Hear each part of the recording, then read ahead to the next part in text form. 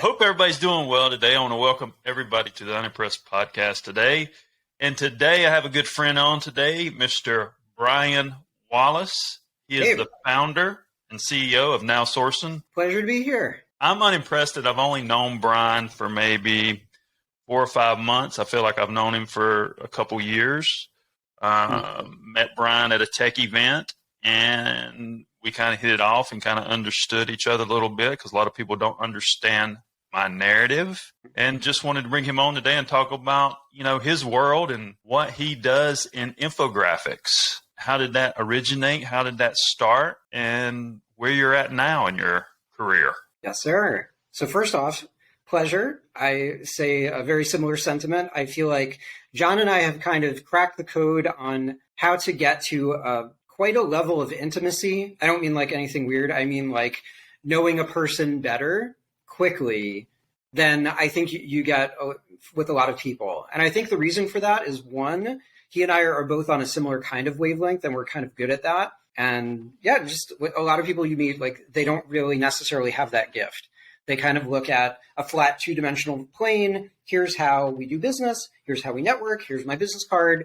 And that was not the first interaction of John and I. John and I were at a beautiful kickoff event for this tech event that he was talking about earlier. And rather than just like shaking hands and kissing babies and running for politics, he and I spent a long time just kind of talking about a far-ranging bunch of stuff that you probably wouldn't have interacted with somebody on first meeting them in a crowd of people, second, third, coffee, lunch, whatever. We went way further in a conversation than a lot of people do months or maybe a year or so in.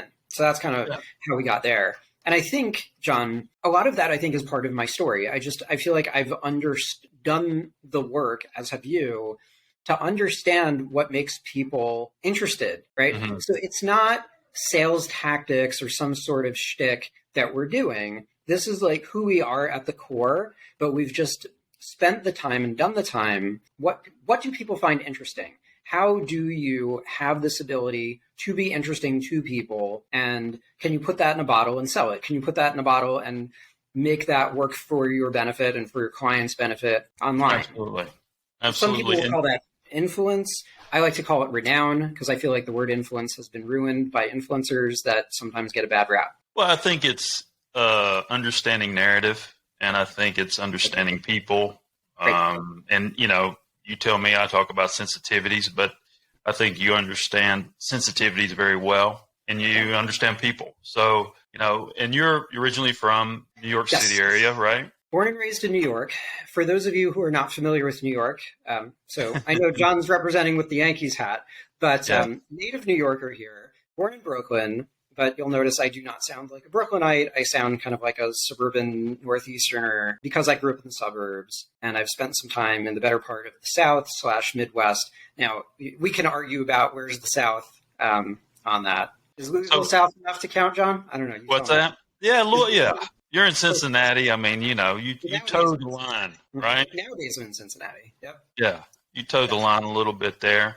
So tell me a little bit about you. You grew up in New York, looking back at your childhood, looking back at your teens. Yeah. Did you think you would be in infographics?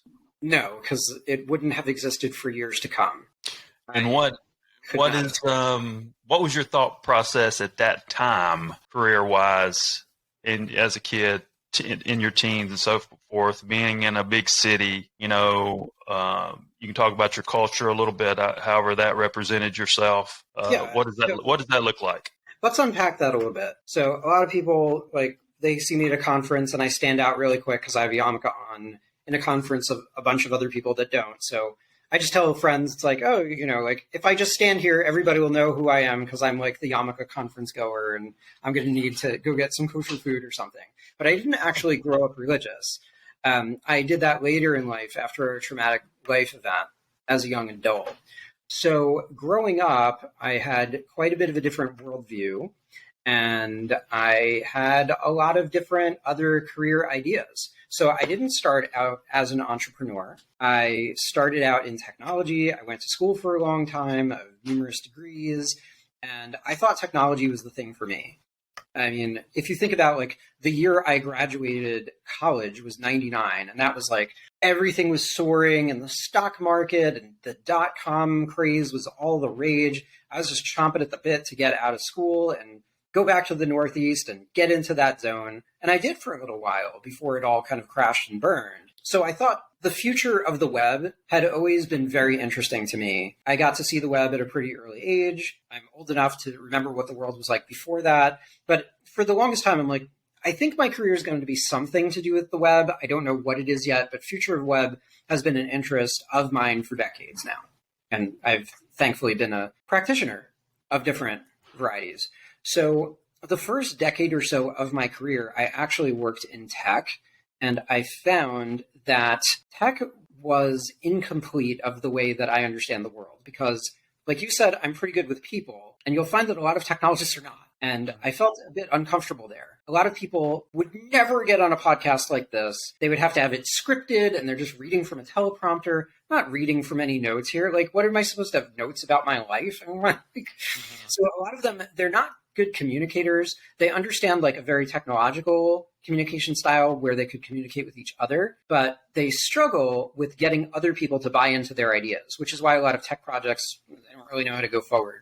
Where'd you go to school, by the way? Sure. So I did my undergrad at Binghamton University. It's upstate in New York. Okay. For those of you who are not familiar with New York is much more than New York City. Half of the population lives outside of the city, all over the very large state. So this was relatively upstate. And I also got further master's degrees at Pace University. You go through college, you have an understanding of what you think a job would be. And this is something I'm new to tech, even though I've been working with tech for a while now. You know, and when I got in, started talking to people and started really understanding about functionality of product, it seemed people in tech were, you know, product, right? What they anticipate product to do, but they don't really know full functionality. When you came out of school and got into tech, was that a learning curve? Did you recognize that? What was that coming out of school?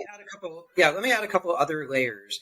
So I had a pretty weird curriculum of different stuff. I'd like to think it was well-rounded, but my first degree was not actually in computer science. I actually had a double major in at the school, they called it philosophy, politics, and law, or pre-law, and political science. So I had I thought I was going to go to law school. I thought about doing like internet law, but I saw a lot of my friends as miserable lawyers. So I'm like, maybe I could just be an internet.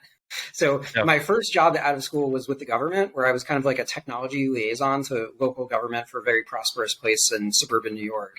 What I like about the political side of stuff, I don't go off and do political podcasts and stuff, but I have plenty of thoughts and opinions that actually are based on quite a bit of knowledge and understanding the space. But what I like about that space, I really enjoyed a lot of stuff about the psychological elements of stuff, game theory, understanding how people make decisions. I find that far more fascinating than like straight politics or straight technology. I probably would have had enough credit to get a technology degree, but they didn't offer one as a BA, so I would have had to stay like another half year or a year to get like a third degree for no reason. So I was just ready to go into the market. But I think there's always going to be a bit of a learning curve when you go from playtesting life, aka college, into, okay, buddy, now it's time to pay the bills and actually do work for people. So after my first job, I actually worked straight into the .com industry for a pretty cool tech platform that really focused on like home renovation and stuff like that. So I got to see a lot of different elements of tech. I got to do tech leadership. I got to do systems. I got to build a lot of stuff in my career, working my way up into Fortune 500s. And eventually I made my way up to being a CTO for a small place. And I couldn't stand doing straight tech anymore. And I wanted to run my own business. I wanted a bit more autonomy. I became religious. I didn't want to argue about Jewish holidays off or time off on Fridays. Thankfully, we have laws in this country where certain things are protected, but plenty of other people can make your life miserable on stuff like that. And different people have different lifestyles and different things that are important to them. So I liked the idea of running a business. It's hard, but I think it's ultimately very rewarding to have autonomy over your own domain of the kind of thing that you choose to do. In that position, was that in design? Was that building a project? Was the project done and then you tried to help facilitate the project? So I'm actually not a very good designer. I'm more of a communicator. So I am more of like a visionary guy that understands, here is an idea, I can map it out and I can explain it to our elite designers on our team. But I'm more of the storyteller, I'm more of the communicator, I'm more of the guy who intersects with press.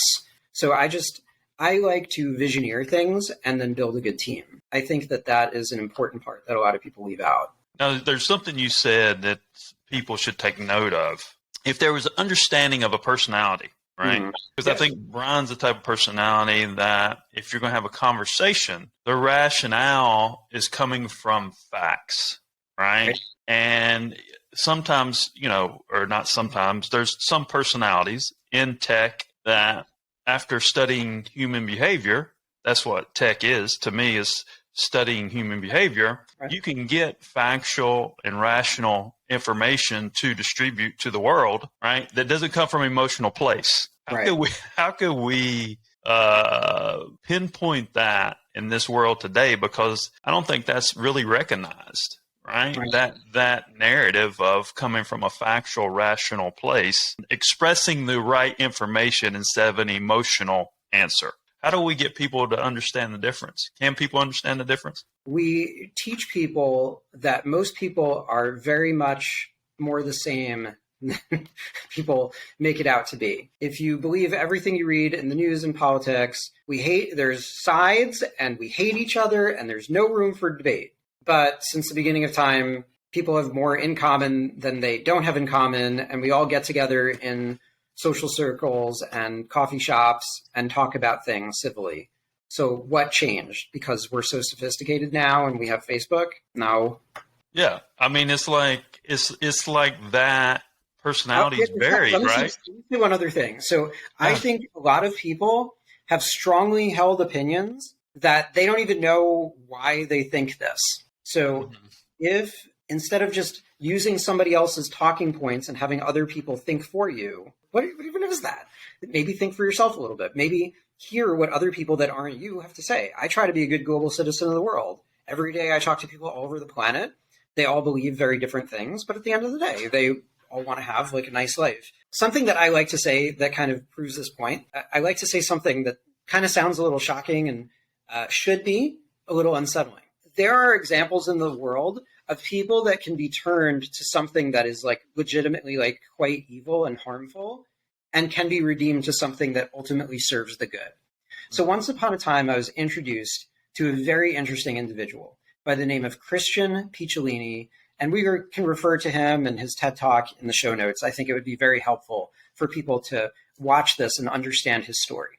So once upon a time, he was the child of immigrants living in the Chicagoland area, and he's just a stupid teenager smoking a blunt, standing on a street corner, and a neo-Nazi comes over to him. I'm not going to curse on your podcast, but he says, put that thing out, and he says, the Jews and the communists want you to smoke that to keep you docile. And this 14-year-old impressionable kid is like, whoa, what is happening here? Like, what does that even mean? I don't think I've ever met a Jew before. The only communist I know is like the Russian guy in Rocky IV, who's actually not Russian anyway, which is hilarious. And he didn't even know what the word docile meant. But if you watch him in interviews, maybe like 2 years later, he looks like a dead-eyed murderer on news interviews. He became the leader of one of the most violent parts of the KKK in America. And later on, he was completely redeemed, disassociated from that. You know what he does these days, John? Blows your mind. There's a division of the government of Homeland Security that's called CVE, Counter-Violent Extremism. I'm not saying anything secret. This is all stuff that's Googled. Mm-hmm. So CVE's job is if there's like a bad guy who's ready to like blow something up, like a terrorist, it's his job to like bring these people like back to the fold.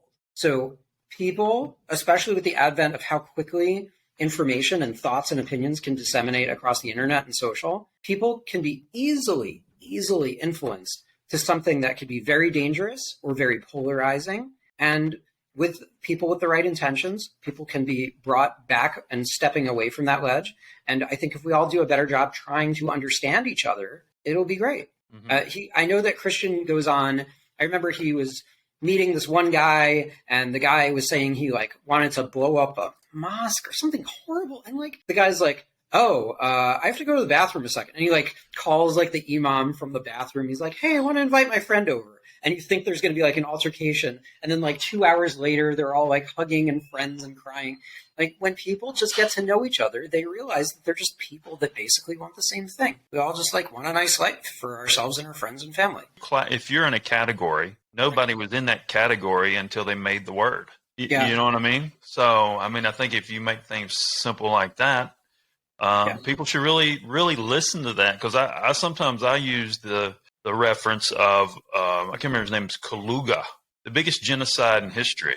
I think it's one of the biggest genocides in history. Yeah. It was in Kenya. I think it was in Kenya. So when he moved to this area, started influencing people, right? He took over the radio station. Right. And he was able to take that radio station under his control and manipulated a whole culture of people to kill another culture of people. You know, I think we sometimes make things a little more complicated than we should when they're probably a lot simpler. These are conversations that people should be having instead of, you know, political interest of bad-mouthing each person on either side. Digging back into your path, after that first gig, did you go to Google after that, or? Nope. So I joined the Google Small Business Advisory Council in, I want to say 2016. That came way later. So just kind of dotting some of the experience. So decade one, it's all technology, had enough of technology, kind of had enough of the East Coast, if we're being honest. And my wife and I actually had a chance to visit Louisville, Kentucky 2 weeks before the towers fell. We decided to make that our home, and we came back to the South/Midwest, depending on, talk about politics, forget it. If you ask people where something is on a map, oh boy, now you're really opening the can of worms. But in any case, yes. So we got to the point where it's like, all right, maybe we can start our own business. And we thought about doing tech consulting and future of web and stuff like that. Now, this is 2006. So 2006 through 2008 was a really interesting period of time for the world and for our business because the economy was melting down, the housing crisis, like tidal wave the world. But that's when we worked really, really hard and developed a specialty being very, very early social media practitioners. And that delighted my mind because it was all of the stuff that makes people tick on like the human and emotional relational stuff and on all the technical stuff and algorithmic stuff.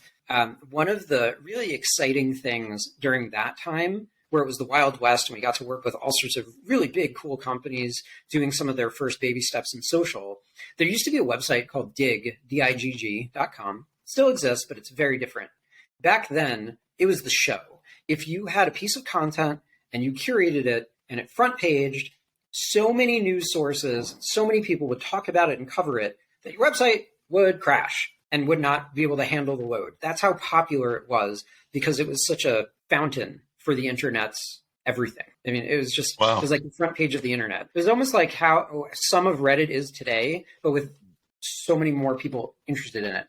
What was really interesting about this, there were like 100 individuals, just regular people sitting here that probably about 50% of the content that reached the first page was responsible from those 100 people curating it. And I was one of those guys. And I feel like a bunch of people started companies after that. And so we went from technology to social, but I noticed, so by the late 2000s, I'm like, wow, social is blowing up and going in so many different directions. It doesn't make sense to do everything to everyone. There's too many specializations here. So what are we good at as a small team? We're good at telling stories and understanding human emotion. We're good at the visuals, and we're good at making things go viral or press or however you want to understand it. And back then in mid-2008, I saw maybe 2 or 3 people making these things called infographics, which were brand new. And I said, ooh, now that is like the perfect alignment of everything that I'm interested in, how I see the world, how I understand the world. Because I think, so a lot of people love to over-explain stuff and they talk at you or they talk over you. And if kind of like what we said about people on the different side of political aisles or just different opinions of things, do you ever win an argument like that? No, of course not. No. You don't win an argument like that. Don't even try winning an argument like that. Mm-hmm. Take an idea and make that idea somebody else's idea. Because like I said before, A lot of people have these strongly held opinions that they don't know how that they get there in the first place. So people have opinions that can be dislodged and replaced. And I don't mean that in a creepy way. I just mean, so imagine like we're just talking about ice cream, right? Mm-hmm. So imagine you go to an ice cream store and all it sells is vanilla and chocolate. Pretty lame ice cream store. Mm-hmm. So in my backyard, there's a place called Grater's. And if you ever come to Cincinnati, you got to have some. And they have amazing flavors. It's all this cool small batch stuff that they've been doing since like the 1890s. So it's night and day to just have 2 crappy flavors or 100 amazing flavors, right? Mm-hmm. So it's just bringing better choices to light. It's not being creepy and mind manipulation or stuff like that. So don't get the wrong idea. Well, infographics kind of accentuates a couple senses, right? It's you're reading something, but it's somewhat like a maze, if you will. That kind of draws you into more of a story. Is that what your attraction was, and that was your sweet spot? Yes, and let me retool what you just said. We assume that people read on the internet. Mm-hmm. We are wrong in that assumption. People do not read on the internet. They do a different kind of activity. Jacob Nielsen, about 30 years ago, boy, I sound like an old guy saying that now, something like 25, 30 years ago, said that people don't read when it comes to the internet. They actually do a visual process called chunking. Your brain and your eyes are darting around looking for visual patterns. Where are their visual separators? What is it that I should focus on? So if your brain is in panic mode, like, oh my gosh, I don't have all day, like, what do I have to do? Should I focus on this or not? Should I throw it away or not? So when you're looking at an infographic, typically you look at the header, you fly through all of it, hopefully a couple things catch your fancy, then you go back to the top and you sort of read it a little bit slower. What you said is correct, and the maze part of it is correct, but it's bringing people through that maze and helping them through that maze, or a phrase that I like to call it, going the distance. Mm-hmm. So going the distance means every section that you're scrolling through, is there something interesting enough there to keep and hold your attention? First, it's attention, right? And this is something I was talking about yesterday that I think is kind of carrying over in society, and why, to me, infographics kind of simplifies things to some extent. The guy said things are understood in chunks, right? So you take that and put that into society today, because I think this happens a lot. People will, take a thing in a chunk, right?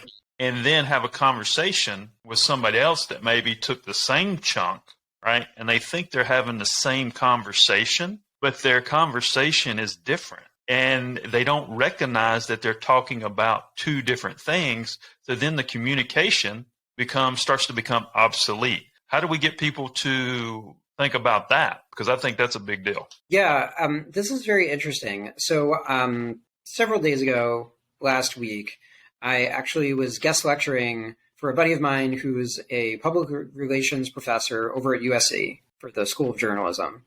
And I actually got a question from one of the students that is sort of like the point that you're making. So she was saying, what do you think of these Instagram infographics things? And the way she was asking it, you could tell she didn't really like them. And I said, a lot of times you can't trust them because just like what you said, John, people are taking a snippet, they're taking a short, and they're just using it as armor or ammunition for whatever their argument is that they're going to pummel you with. And I said, to properly explain something, you need to have enough of a background.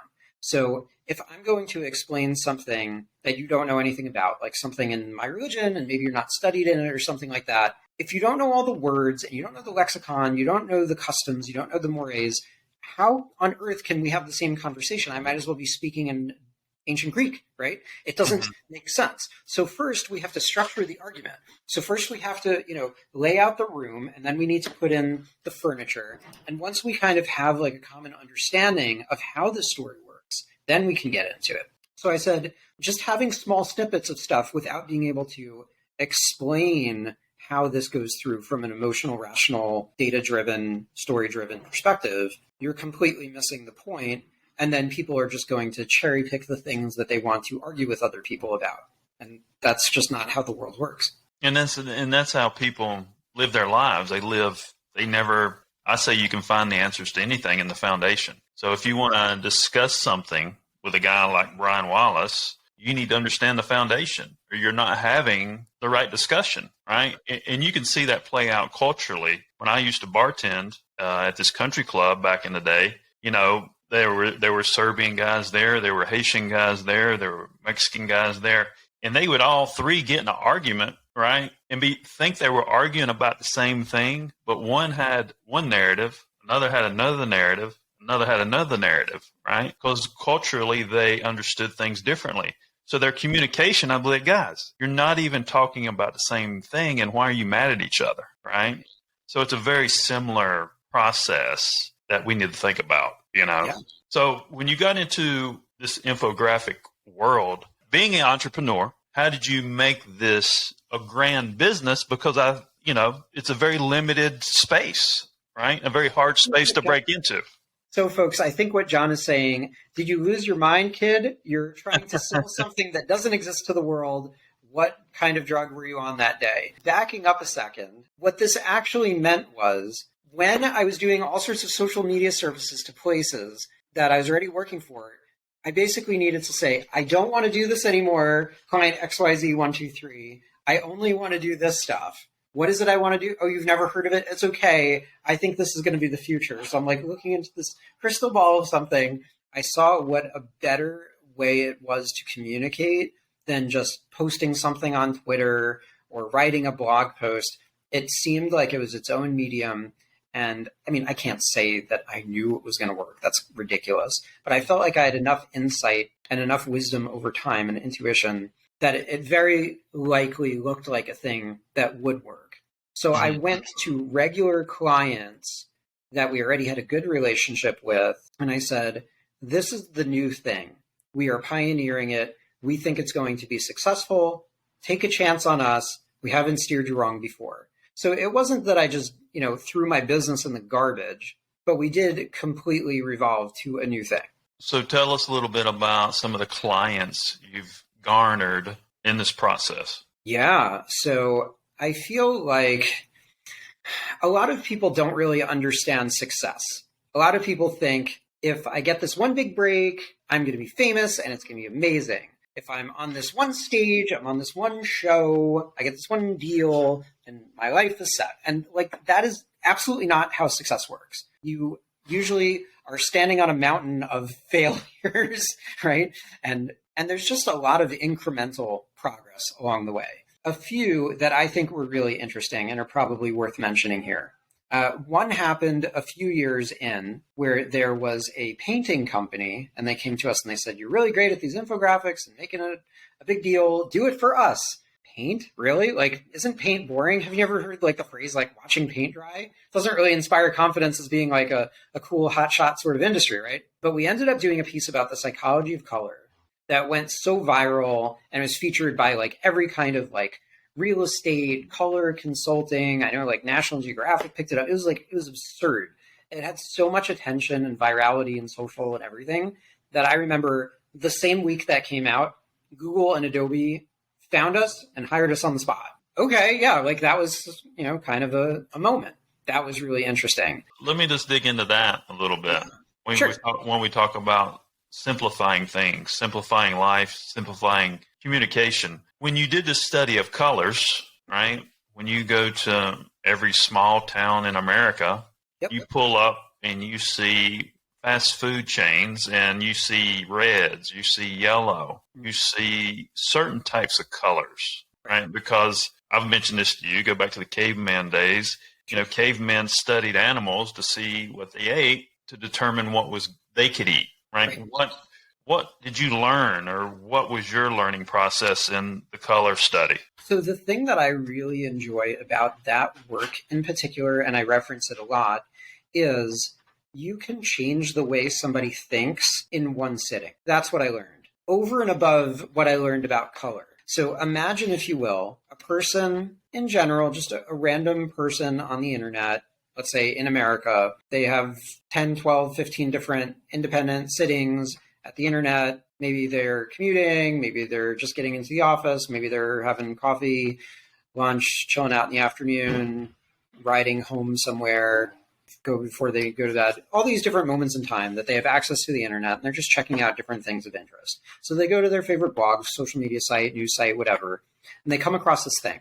Now, they are not interior decorators, they don't understand color theory, but they live somewhere and they like living in a place that looks good.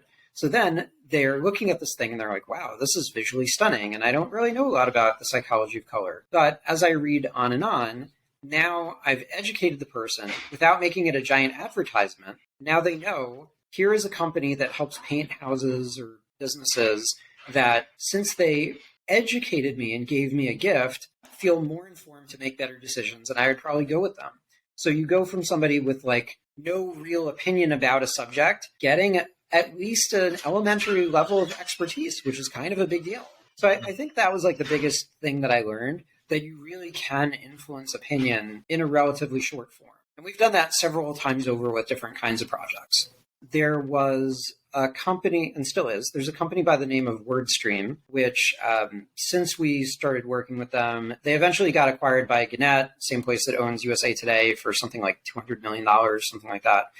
We did a lot of their instrumental work back in the day, and we did quite a number of things with them. The two that we were the most well-known for was telling the story of how Google makes money, which was a real crowd pleaser. Everybody found it really interesting. And then WordStream kind of helped pinpoint more of a call to action, because they're the tools that you would use to do Google ads and stuff like that, right? So first, kind of explaining how Google makes money. Oh, most of it's advertising. What are some interesting points about it? And bringing it further down. The other thing that we did that was super interesting, we released a piece of research and infographic content talking about the maturity models of Google AdWords and the Facebook ad system. Now, this is already a while ago, but when Facebook was IPOing, their ad system was not very good. So basically in our research, we were basically saying, Google, good, Facebook, terrible.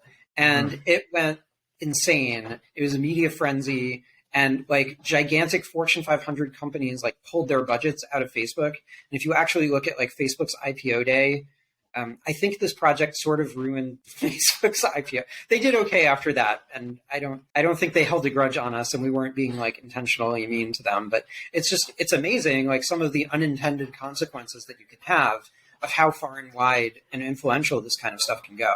I have another one that is another quite a favorite. If you'd like to hear another one, Yeah, let's hear another one. I'm going to pick on this one since you're wearing the sports cap. So once upon a time, baseball changed the way baseball thought about itself. Baseball used to just be, this person looks like they're going to be the part, so we're going to take a chance on them and not really study the numbers and the data science, right? Mm-hmm. And once upon a time, there was a theory, I think it goes all the way back to the 70s, it's all statistics and stuff, that a lot of guys call Moneyball. These days, the interdiscipline of sports and statistics, sabermetrics, all these guys just have all sorts of ridiculous mathematical models.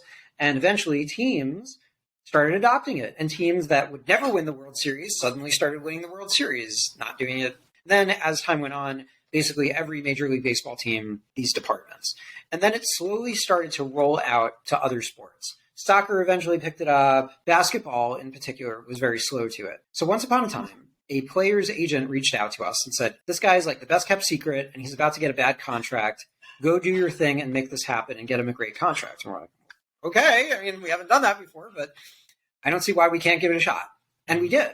We explained that there was a great paradigm shift happening in the world of basketball that had already taken place in baseball. Case in point, we explained the case. A famous guy now on the 76ers by the name of Tobias Harris. And if you're into Netflix, Adam Sandler's new flick, The Hustle, he's like one of the main characters in it. And he's now one of the highest paid players ever. We got him his initial $64 million deal from him by changing the way the sport thought about itself. And when you say that, is that coming up with an avatar that's the perfect basketball player? And you take elements of that avatar and see how many pieces of those elements fit with a player? That's part of it. But I would say there's a crown that sits on top of everything you said. Before we look at the perfect avatar of a player, we better explain the industry, and then we talk about the player. Gotcha. We're saying there is a problem, there's an inherent issue in the way basketball thinks about itself today. I think about full functionality. My process, I think, is linear to life, and this is where you get to your position of full functionality. You have like doing these infographics, do you have like a top 10, like, all right, here's 3 fonts that we always use, here's colors that we always use. Obviously, you have to plug that into the demographics of the business or whatever it is, have you developed that type of, I guess, is it foresight that you can see before a project comes in? Yes. I wouldn't say it exactly the way you said it, but I would say, let's work on intuition here. So when you've done something really at an elite level for a decade and a half, you learn a lot through the years. You have a lot of intuition. So we've spent enough time doing this to understand what the media likes, what the press likes, what gets people to say, I like this. And a lot of times they can't even put it into words and explain it. So through time, I wouldn't say we always use this font and this color and we're successful. I think that those are just raw materials that wouldn't make sense unless you plugged in a lot of other information to that kind of equation, if that makes sense.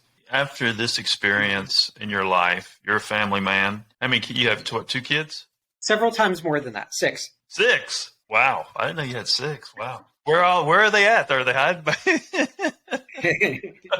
Yep. 6 kids. What are the ages? Yeah. So I have an adult grown-up who already is an adult in Louisville. I have 4 teenage boys and a little 11-year-old girl. Nice. Nice. So, you have a big family. I didn't realize you had 6. I thought it was like 2 or 3. You have a big family. What is your passion? What's your passion now for Brian Wallace? What is Brian Wallace, obviously, with your experience, and what are you trying to do for the world? What's your next 3 years, 4 years, 5 years of success? Yeah. I want to travel more. I want to explore more. I want to see what that looks like. I have a book in mind and kind of a book in my head on the way people understand influence, because I think people sometimes don't necessarily like an infographic. So somebody has a bad experience with a terrible infographic that they make themselves, and therefore all infographics are bad. What does that mean? So you had rotten milk, so all food is bad. Like, what kind of idiotic argument is that? Don't even get me started. But let's just say some people love the medium, some people hate the medium. Different people have a million opinions. You ask 100 people, you get like 1,000 opinions, right? So beyond just this as a medium, I have a lot of other things to say in terms of how influence works. And I think people just don't understand it, right? So I think one of the biggest things with all of this that people don't talk about is generosity. If you can't be generous to people, why should they listen to you? Like people like Zig Ziglar a generation ago, they would tell you that like nobody cares about what you know until you show that you care about them, right? So we spent a lot of time and we could trust each other because we had that kind of conversation. Sometimes I get myself in trouble because I'm pretty, black or white. It's either this or that, and a lot of times I don't think, you, John. Don't worry. A lot of times, I don't have a lot of bedside manner. I just tell people like it is. And sometimes I feel like... Well, that's why you get the honorary New York hat. I feel like people don't like the truth today. Too bad. Right? Is that what you're speaking to? People don't like the truth about themselves. Is that what you're speaking to? We want to open up that understanding more. Truth is part of it. But what I'm talking about is I think there is a blueprint for understanding how true influence works. So I actually have a word that I like better than influence, because when people hear the word influence, they hear influencers and people who pay for verification on social media and the Fire Festival. We all saw how great that worked out, right? So I like the word renown. So what does it mean to be a person of renown, right? So people hold you in high regard and they can count on you or trust you to come through for services, for introductions, whatever it is. If everything in the world hits the fan, everybody wants to go contact you because you seem to have it going on. If people in your industry around you, represent what you're speaking about, if you can be that person. Is that what you're saying? Does that make sense? I think so. I think part of this ability to influence is to be very self-aware. I think if you don't understand who you are and what your place is in the world, how are you supposed to really help everybody if you don't have it figured out? The world's kind of financially collapsing at the moment. So I have a theory about this. It's not like a doomsday theory. Don't worry. It's not like, this isn't like a prepper podcast or something. I'm a regular guy and I'm not being pessimistic, but there's sort of a lot of financial decline happening right now. So part of why it's good to be influential or have renown and have a brand and have a name and have a clearly defined niche that people can see you have mastery of. When there's panic in the markets, people are panicked. Do people make good decisions when there's panic going on? Of course not. They're fleeing. Their fight or flight takes over, and they're paralyzed in a lot of sense of making good, proper decisions. So in down markets or chaotic markets, like I like to say, people who have clearly defined specialties usually do better because, and I'm not wishing for world financial collapse, but I'm saying if you have something that you're really good at, a clearly defined product, a clearly defined service, right now, I mean, I don't know how tired I look to you, but I'm pretty exhausted from how many places I'm talking to across the globe that desperately need help and strategy and results now, right? Because as companies are laying off people and shrinking budgets, they have to do more with less. That's the name of the game right now. So keeping up with demand is pretty much all I can do. Like a lot of people have noticed I've been a lot quieter on social. And I said, hello, like half the month off for the Jewish holidays and all hands on deck trying to catch up for the moments that I'm back online. And then just the sheer amount of workload. So I don't really have all day to post about a bunch of things on social media. What's the point? I'm not here to just win a popularity contest or something. People get obsessed with like the number of likes and all this kind of stuff, and it's very poisonous. Well, I think we discussed this in Cleveland. It's I think we kind of hit a ceiling, and I think we need a reset. You need to think about that. Think about content. Think about how you communicate. Do you foresee a specific situation in your mind about the economy? That it's going down? Is there a sector that you think it'll affect more? Do you think, a lot of sectors are going to get hit in the undertow. I mean, if you think about like the housing market collapse, if you think about the dot-com boom, the problem when you have massive down cycles is that a lot of good industries and a lot of good companies get hit at the same time. That being said, I think there's plenty of really strong sectors that are usually pretty recession-proof.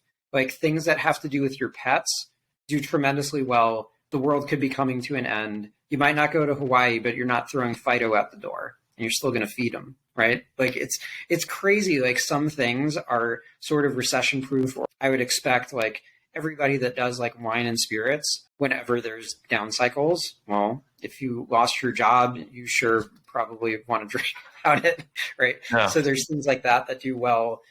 I predict that cybersecurity will do really well because a lot of wars are not fought and won with bullets and drones, but there's a lot of cyber activity that's pretty wild right now. Cannabis is a pretty strong sector. Jury's still out on crypto, depends who you ask. So plenty of stuff is still going strong. Higher ed is incredibly strong right now, even though it's kind of fallen off a little bit in terms of registrations. But in terms of like micro-credentialing and online counterparts to education have always been historically strong, to name a few. Yeah. Well, I know you're tired, man. It's some great insight as always. But I do want to get your opinion on one thing before we get off here. We've been talking about 54 minutes. You mentioned crypto, and the new, I guess he's called the president in the UK, talked about he wants to dive deep and make the UK a hub for crypto, right? But I think his predecessor, who lasted less time than a head of lettuce, decided to like ruin the tax structure, and everybody's like, we don't even care about politics. You're going to hit our wallet like that? Get out of here. So I think, actually didn't hear what he said about crypto. But he wants to try to run crypto through the centralized bank. Is that possible? Can that happen? I think hardcore crypto people would probably super hate everything that you just said there. Yeah. Because the point of crypto is to take the power away from the centralized powers and to decentralize it. So to just say, we're going to decentralize everything and down with this and that, whatever, like we'll just have the government run it. What is it actually doing that the pound isn't doing? Like, I don't really understand. Yeah, I didn't get that either. I just wanted to get your opinion on that. Locales, municipalities, and countries that have been trying to do this. I don't want to go on and on about this for hours, but so I have the opinion that before we go like total crazy anarchy and just replace all of the world structure, you have to kind of move crypto into the masses and the mainstream, and you still have to have some levels of centralization with what people are comfortable with. I don't think we've seen a lot of good uses for crypto and blockchain yet. There's been plenty of schemes and scams and horrible things that have happened. Mm-hmm. But show me something that it's done that all the other technologies before it haven't done. Mm-hmm. I'll sit here and wait. And then people say, well, peer-to-peer money transfers. I'm like, okay, do you not have PayPal or Venmo or Zelle or Chase QuickPay? Like, nobody cares about that. If I have the Cash App and I send it directly to you, do I know how the SWIFT networks and the central banks work? Like, normal humans don't understand the financial system that all this is predicated on. So we don't, as individuals, care how all this stuff works. Now, if we're unbanked or something, okay, maybe that's a good thing. Transfer fees, maybe that's a good thing. It's supposed to decentralize wealth in a certain sense. I have a particular strategy when it comes to a lot of crypto. So I look at a lot of crypto, and I'm not like anti-crypto, by the way. There's plenty of projects that I think are quite innovative and interesting, but I just think a lot of times we're not quite there yet. I look at it as we're still kind of in the very early days gold rush, and I like to sell jeans and pickaxes to the prospectors rather than go for broke and bet the farm, have all the kids out on the street. Jeans and pickaxes, ladies and gentlemen. It's like I said, great insight from Brian Wallace, CEO and founder of Now Sourcing. I'm John Edmonds Kozma, the CEO of Bang Productions. Thanks, Brian. I appreciate it, man.